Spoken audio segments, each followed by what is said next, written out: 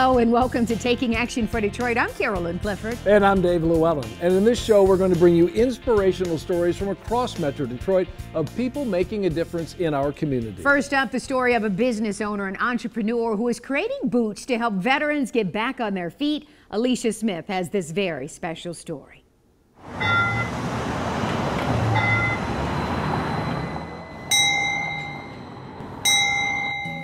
Another bag done. All right, great. Meet Jared Schloff, the founder and CEO of Pingree Detroit, a company created to foster change in a neighborhood, in a community, and in the lives of military veterans. The service is in my blood. Serving those who have served, to me, is a no-brainer. If you have protected our country, at the very least, you should have an opportunity to make a living wage and contribute to something greater than yourself. For 3 years, Pingree workers have been crafting unique, one-of-a-kind bags, but the focus has always been on footwear. They've tested prototypes, reviewed and revised, and finally, this fall, they'll be releasing a new collection of boots and urban sneakers. Sneakers have never been made in Detroit until us, in a production setting, and boots haven't been done since the 60s. And so to us, what really represents and embodies this idea of kind of a comeback and getting back on the feet and creating the very alternatives we want to see is the idea of boots. The bags as well as the shoes are all made with leather that's actually reclaimed, brand new leather from the auto industry that's used in car seats and steering wheels, and when there's some left over, instead of it getting shipped overseas or thrown away, we turn it into gorgeous products. The cutting, the sewing, the detail work, all done under the watchful gaze of Hazen S. Pingree, a Civil War veteran, 3-term Detroit mayor, and a Michigan governor who started his very own shoe company a century ago to create jobs for Detroiters. Before Glenda Mann was Pingree's lead maker, she was a telecommunications specialist in the U.S. Army. I'd like to say that Uncle Sam raised us because he instilled the self-discipline that we carry with us throughout life. That's something that I never lost. What I love about this product is that I put myself into it. What everybody is getting when they wear a Pingree product is me. When you wear Pingree stuff, you're wearing all of us. Everybody puts their all into this product. Caleb Folk was in the Army, 4 years active duty. As Pingree's vice president, he pretty much does it all. Customer service, logistics, marketing, even a little sewing on the side. He also works with local neighborhood organizations that support veterans. Pingree, we've been able to create kind of community with shelters, with VA organizations, so that when we reach out to somebody, when we talk with them, we have a very full and, I think, rich understanding of what's available. So we're able to direct them in the right way, in a path that they might not have been able to find on their own. And also, reach out to them as fellow veterans. And sometimes it's good to be able to speak with somebody that understands kind of what you've been through. In our actual neighborhood, we're 1 block away from a veterans shelter with 45 men in transition. And we'll be doing workshops and leatherworking so that those that might be inspired by what we do can be on a direct pathway to actually working with our company. There's been a lot of support along the way. Industry leaders have shared expertise, and there have been donations of equipment and supplies. But for Pingree, it's always been about paying it forward. Our team mentors other veterans in the neighborhood and community. We're always pulling from behind and getting pulled forward. And so to do those leather workshops and to do the type of service work we're committed to creating, really we rely on our partners to make our work possible. I'm inspired by the idea of hundreds of makers, Detroiters being employed, producing footwear, accessories, all under the umbrella of Pingree Detroit. I see people being involved in the design, the making, the selling, the connecting, the volunteering, all around the idea of maximizing well-being. And I see that at Pingree Detroit, we're on that pathway to literally create a company that's zero waste, carbon neutral, waste-free and toxic-free, so that when our workers are doing well, our neighborhood does well, and our customers are thriving as well. You know, they do such beautiful work. Right now, you can get Pingree bags online at PingreeDetroit.com or at a new pop-up right on Woodward Avenue through the end of August. And the boots and sneakers, they're going to be available sometime in the fall. All right, so don't go away. When we come back, we'll meet a mom who's waging a very personal war against addiction. Stay with us.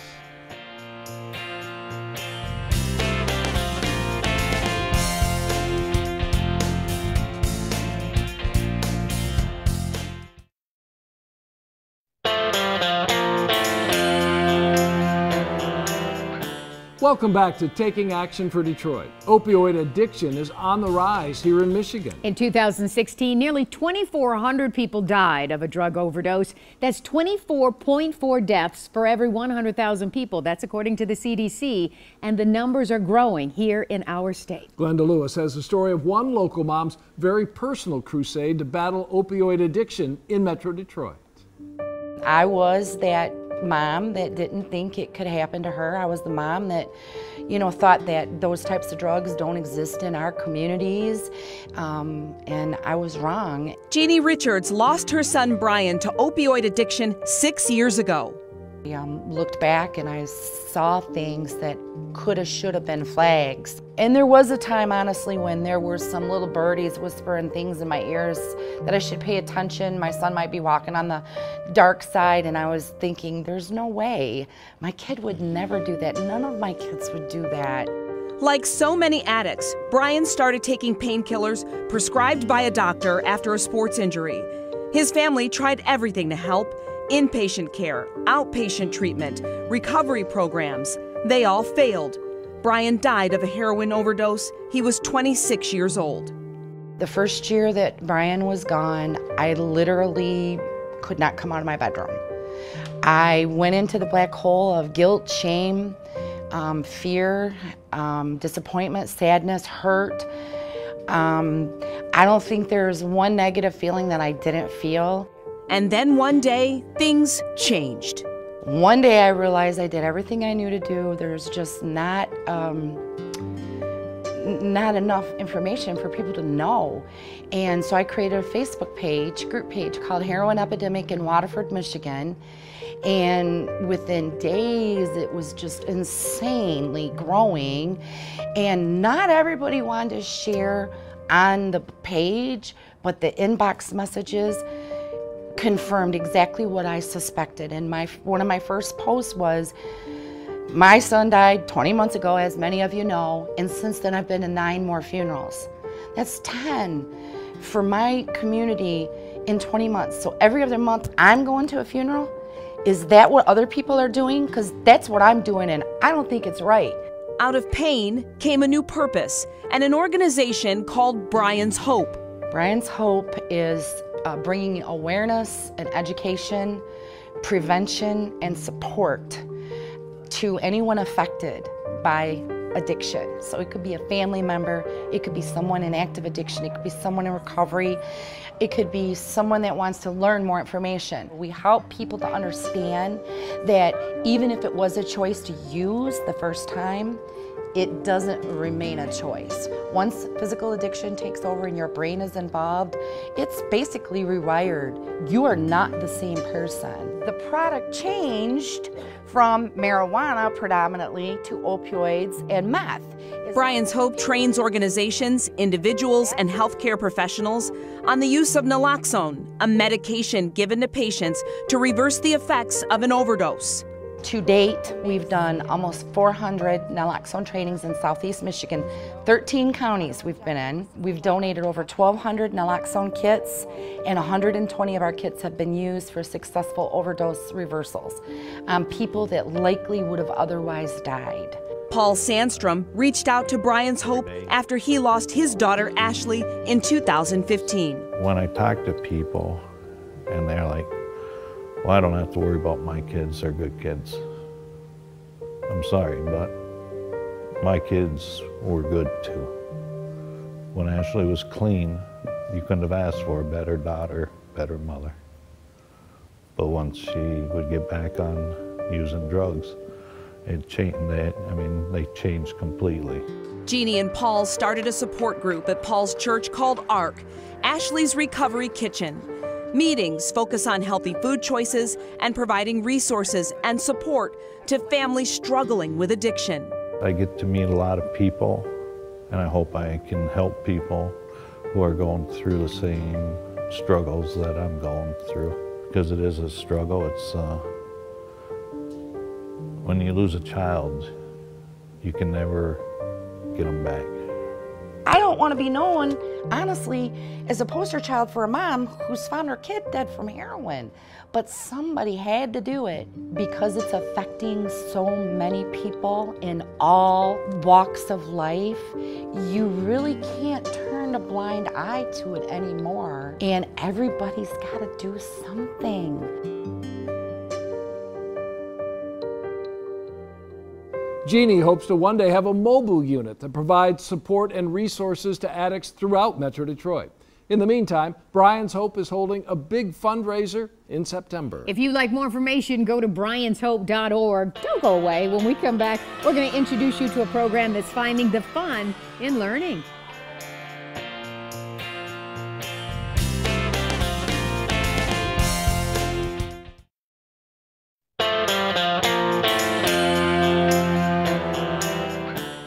Welcome back to Taking Action for Detroit. You know, it's amazing to see wonder in a child's eyes or see their mind start to grasp a concept. That's the aim of 826 Michigan. It's a nonprofit with locations in Detroit, Ypsilanti, and Ann Arbor. And its programs teach students to write with confidence. They tutor children after school and even publish the student stories. Take a look at the magic created by 826 Michigan.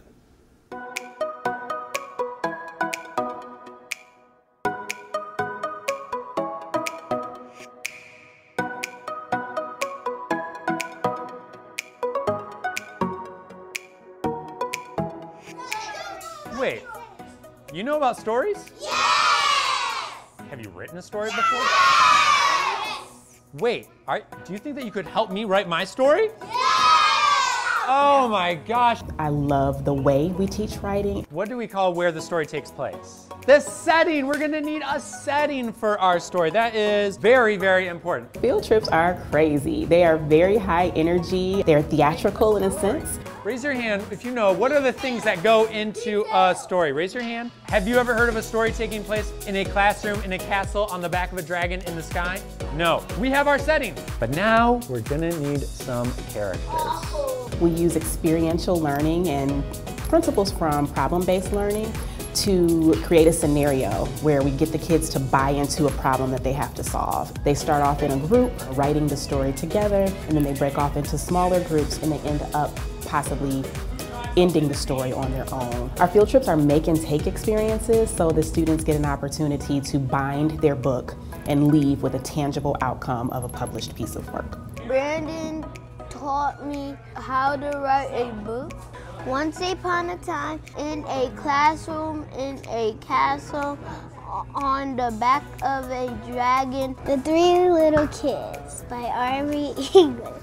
They took all the candy off the wall, then they took the candy to banish it from Detroit. The end. They win me with the giggle.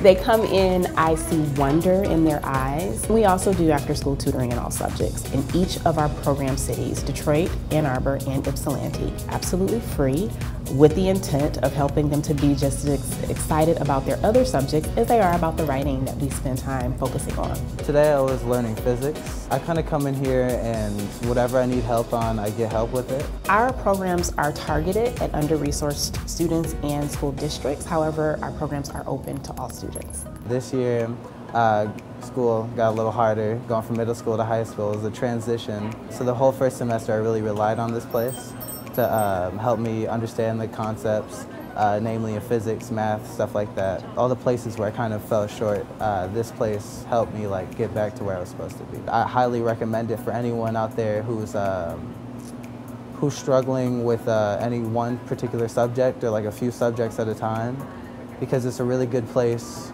to get your homework done, get projects done. All my classes are kind of They're a lot more solid than they used to be. All of the writing programs that we provide to the community and to students culminate with a publication. We collect writing from our students, and we annually publish a fully beautifully bound work of art that has our students' work highlighted, which is how we also support our programs through the retail sales of our student publications, as well as the novelty items in our robot shops here in Detroit and in Ann Arbor at the Liberty Street Robot Supply Shop. And I see laughter, I see learning being fun, I see curiosity, and I see pride. It's a very, very beautiful, magical thing to put a book in a child's hand and say, turn to page 73, that's your story.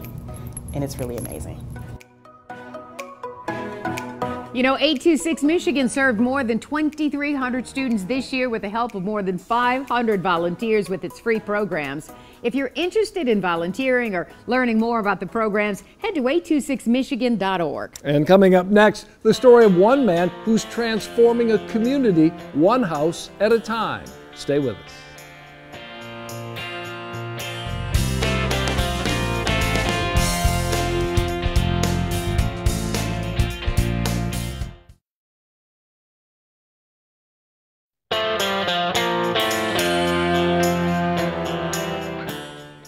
Welcome back to Taking Action for Detroit. There is so much progress being made in downtown Detroit, and now one neighborhood is enjoying a rebirth of its own. Alan Campbell has the story of a Detroit transplant who's transforming a midtown neighborhood one house at a time.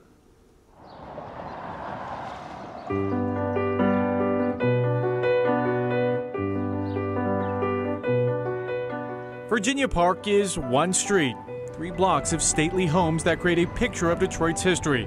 The brick paving was laid in 1895 when the area was considered Wayne County farmland. The bricks are buckled, but not from years of use, instead from the National Guard tanks that rumbled down the streets in the summer of 1967. Each home on Virginia Park was designed by a different architect, each one custom built, but the years and the economy took their toll, and much of the neighborhood fell into disrepair. I was attracted to the community by the grandeur of the homes, the uniqueness of the architecture. When I drove through, I saw folks maintaining their yards and taking pride in the homes.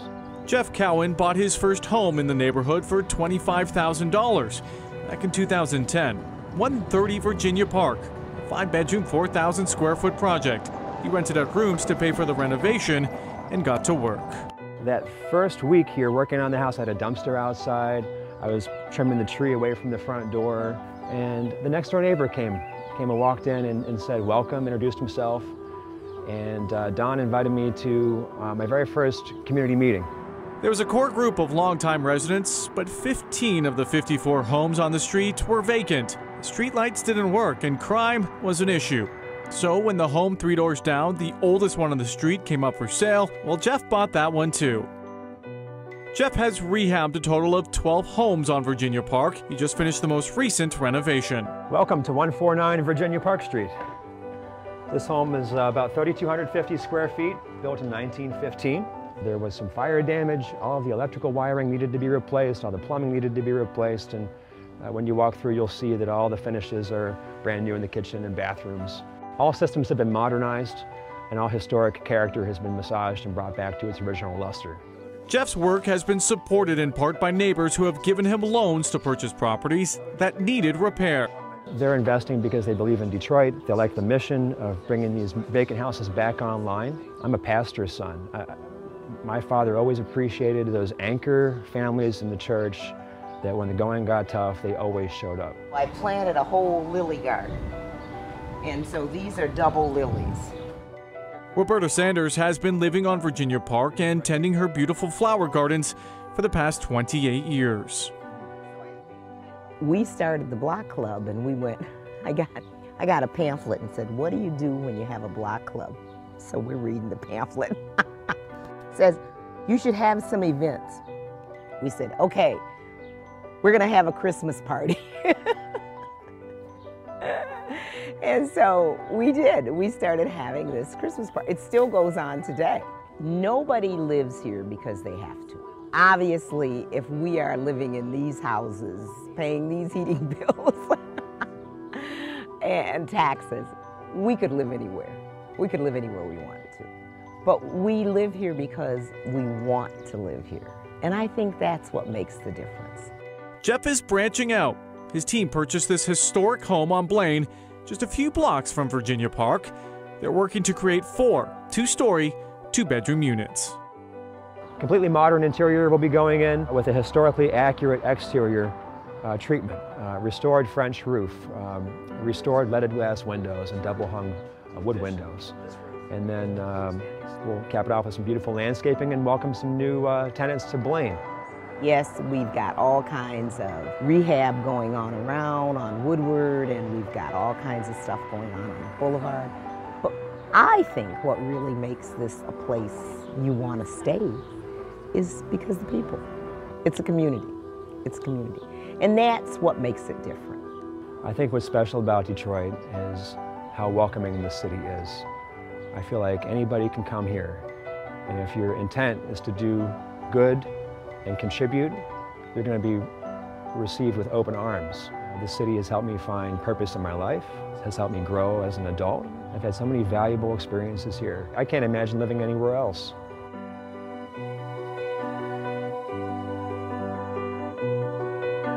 Jeff is hoping to continue to rehab homes throughout Midtown and attract new residents to the community. Let's hope he's successful. Well, that will do it for this edition of Taking Action for Detroit. Thank you so much for joining us. We'll see you next time.